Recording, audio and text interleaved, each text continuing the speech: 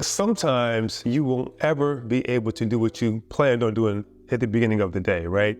You wake up and you say, you know what, I want to get this done and that done. But let me tell you, I'm in payment processing. My day started off with this lovely schedule that I have here. And I probably got through this much of it because things happen outside of my control. You have vendors you need to talk to. In payment processing, you're always dealing with attorneys, especially when you worked with a formal business partner that is super unethical, right?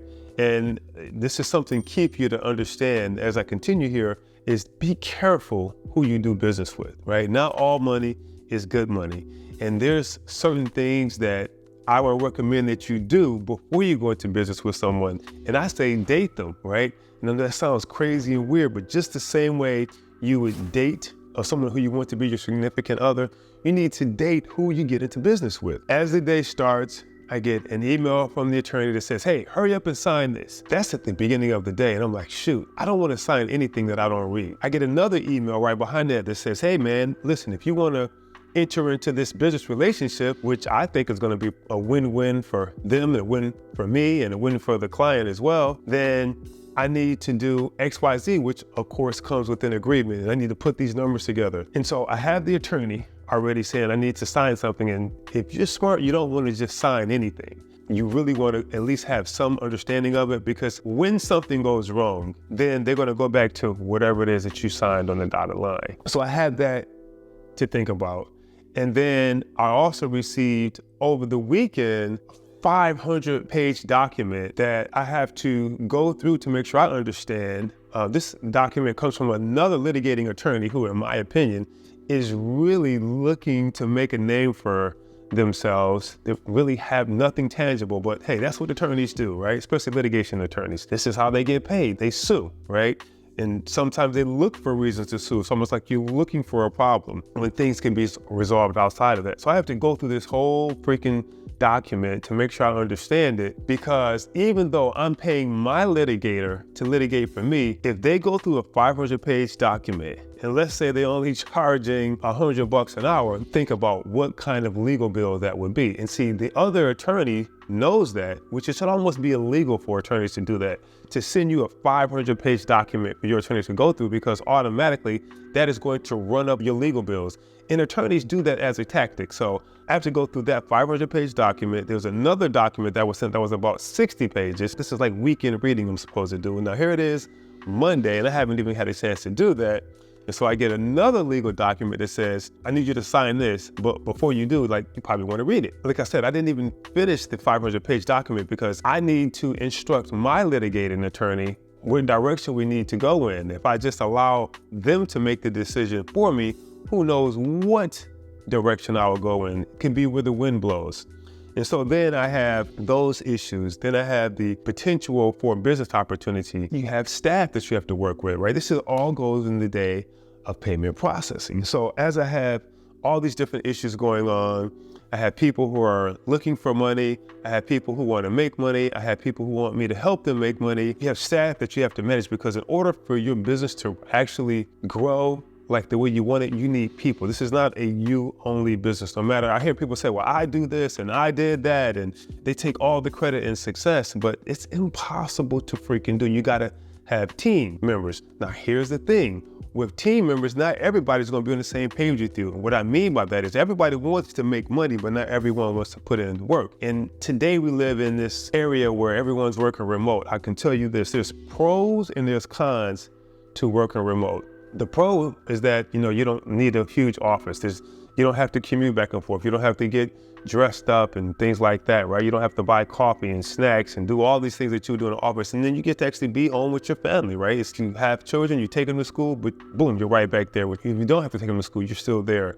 And when you come home, etc., right? You just save so much more time. The downside of working remote is that it's not for everyone. And so you got to think about this while you're going through the day. Sometimes you don't even know what people are doing. The emails aren't being responded to, and you're like, 7 people in customer service. Why aren't people answering the emails, right? Or someone calls in and says they're on hold for 10 minutes or 12 minutes, right? Or if you call somebody, you can't get in contact with them, right? You just wonder what people are doing throughout the day. And these are all things that you need to manage if you want to have a successful business. But you have all these other things going on at the same time. In addition, just as part of the day, you're thinking about, okay, I have to hit certain amount of numbers, not just because you have this goal to be a gazillionaire, but there's certain numbers you have to hit if you have vendors, if you have products and services, right? And in our case, we're in payment processing, you have to hit certain numbers. We're not out just selling packages and products as business opportunities, right? Like the high ticket coaching space. We're not doing that, right? We actually have a business where we need to hit like some real numbers that have nothing to do with selling someone a high ticket package. But at the end of the day, you need to hit numbers. And even while you're hitting numbers, you need to cover the risk. What I mean by that is you need to hit, let's say, $1 million. You need to add that $1 million in by the end of the week. At the same time, you need to make sure that it's underwritten properly. So that means you have to work with your underwriters to make sure that these SOPs are being handled properly. You have to make sure that it's not fraudulent, right, as much as you possibly can. Then you have to check the temperature, the financial temperature of the person or the business owner who's coming on board. Not everybody runs a business the same way. Some people think only win for themselves. So when they come on board, they may give you an account that is trash, basically meaning that it's probably not the best account that they have. It's probably an account that they keep very little money in. They may sell $100,000 worth of product and have $5 in the bank account, or maybe 10, whatever they make the money, it's swept out to go to another account. So that leaves you as a processor on the hook, which is totally different from what a sales rep is selling. And so you also have to manage that as part of the day in payment processing. The sales reps are like, man, sign the deal up. They don't care about the risk because they make a profit only. They're not concerned about losses because many of them say that they don't share in losses, right? They're thinking strictly like a salesperson, not like a business person. But you as the processing company, which is something we have to deal with every single day, and including today, is when this particular business comes in, how are we going to mitigate the risk? Meaning you can't 100% cover the risk, but how much money do you have sitting around in case you have $100,000 in chargebacks? And the particular business owner, who can be an influencer, who could be somebody who's lavish as heck all over social media, if they close out their bank account after selling $100,000 worth of their product and they don't do the fulfillment on that, then somebody has to cover that. And that's the difference between a payment processor and, say, a salesperson or somebody who's a white label. They don't cover risk whatsoever, right? Believe me when I say there are tons of business owners who open up payment processing accounts and they run up chargebacks. And a chargeback is when you sell a product and the customer says, you know what, I don't want the product, or you over promote it, or you overpromised, you didn't do what you said you were gonna do, right? They have bad fulfillment. There's too many of those kind of business owners out there. Their chargebacks can go to the freaking moon. They still think that they should, even though they've defrauded many of their customers by not providing the product and they've got a chargeback as a result, and then they reject the payment for the chargeback. Now somebody has to cover that, and they can do that into the tens, into the hundreds of thousands of dollars. Somebody has to cover that. So you have to manage that, which is what we do on a daily basis. You have to manage all that. And you have physical office that you have to manage, right? That is overseen by the actual car brands themselves. There's all kinds of audits that take place. There's a lot of different moving parts. At the same time, you have remote staff that you need to manage. And unless you have cameras in somebody's house, you cannot micromanage, right? You can have all kinds of systems and SOPs, and you really shouldn't have to micromanage people. And this is the thing that I learned, I learn it every single day, I'm reminded of it, is that if you have to micromanage someone, you don't have the right person on your team. And there's a lot of people like that. So being that there are more people like that than not, you have to have better SOPs, better systems in place, right? And I see this at all levels. I don't care if it's somebody who's on the low end in terms of how much income they make, or somebody who's making a lot of money. Most people, at least, want to make the most money for the least amount of work. I think it's just human nature. And you could be on your last freaking dollar. There will be people who will say, still pay me. They know you need as much help as possible, but because they're in a position to take more money from you, They absolutely will. Attorneys do it all the time as well. And then the moment you don't have any more money, they say, hey, I can't help you anymore. As a matter of fact, I'm just going to be wholly truthful and honest with you, because I've had the opportunity to build a payment processing company to do billions of dollars in sales every single year. Then I had an ex-business partner who basically stole over $18 million and caused all kind of havoc. I make these videos so that you can learn from the blind spots that I didn't see. And that's why I mentioned in the beginning that you want to make sure that whoever you go into business with, you date them first for a while, right? You need to know, like, how do they treat their families? I know it sounds crazy, but how do they treat their family, right? What's the history there? And you see red flags, as soon as you see them, I'm not saying run on every situation, but you need to address it immediately. So I've had the opportunity to build a business, like I said, to doing billions of dollars in sales every single year. Then boom, blindsided a business partner who I've been traveling with, who I'm best of friends, was stealing from me as we were traveling and staying in each other's homes. We know each other's family. Like, I didn't expect it. These videos hopefully will allow you not to repeat the same mistakes that I did, which is trusting, right? But not verifying. And when you see red flags, you need to address them head on with brutal, not unprofessional, not in a mean or disrespectful way, but with brutal honesty, right?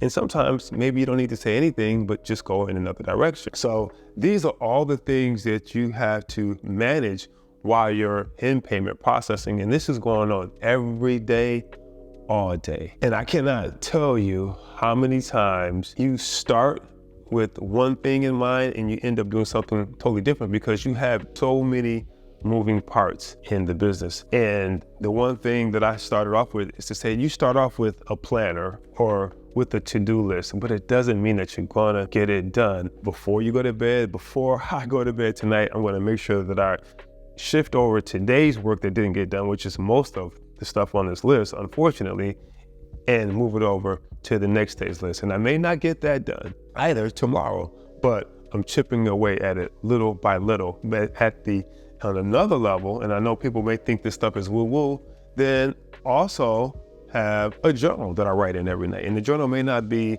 everything that has happened to me throughout my life or the day, but at least it gives me a vision of where I want to go, right? What am I shooting for?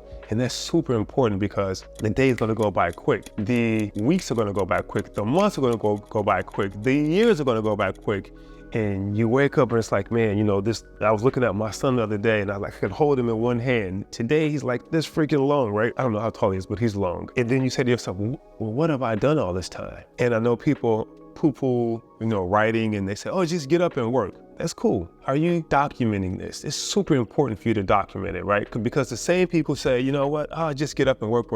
I also hear those same people say, you know what, it would be nice if some of the people who came before us, like the super uber successful people, were to document why they almost lost their business, why they almost failed. And I'm pretty sure it's not always just business related, right? There's certain things that happen outside of business that affect your business. Like maybe you have a marital problem. Maybe your children are going buck wild, right? And I'm pretty sure that has to distract you. Maybe you get ill yourself, and being able to document like where your mind was and what was happening. And also when all these things are happening, which happens on a daily basis, what's something that you can have as a reminder to where you need to go? And that's why the journaling comes in place. Or sometimes I'll just write down, hey, here's where I want to be in 90 days. Here's where I want to be in 12 months. Here's where I want to be in 3 years. And that's important to have because I can go off course easily and it'll bring me right back to where I need to be. As a case in point today, I didn't get a chance to do what I really wanted to do, which is I want to do YouTube video and script, right? I want to schedule one-on-ones with my team members. I also had a list of sales calls, and I made one sales call and one person called me. I didn't do anything with the YouTube video and script, but didn't do anything with the scheduling of one-on-ones because I had a ton of freaking emails coming in. You have salespeople that you have to work with. Some of them aren't the most honest people, right? Salespeople don't get a bad rap just because they sell. Salespeople get a bad rap because they're not the most honest people. They oversell, they overpromise, right? Sometimes they have so much pressure to meet quotas that they will do and say things that aren't necessarily things that they should be doing or saying.